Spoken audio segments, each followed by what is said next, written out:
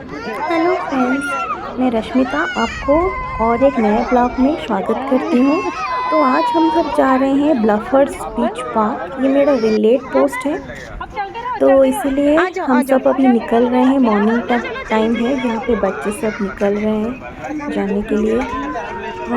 तो फिर मैं वहाँ पे जाके आप लोगों को दिखाऊंगी पार्क कैसा है।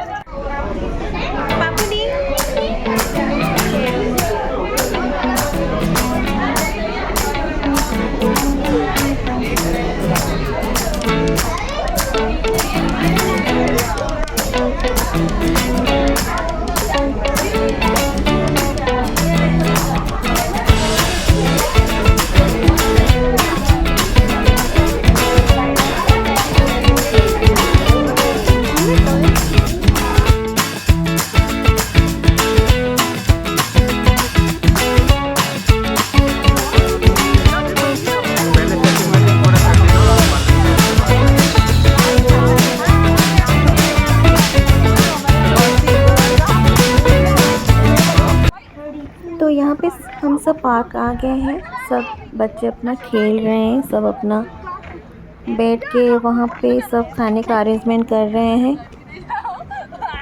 और पार्क के सामने ही एक बीच पूरा है, तो वहाँ पे सब लोग जाके वहाँ पे आराम कर रहे हैं।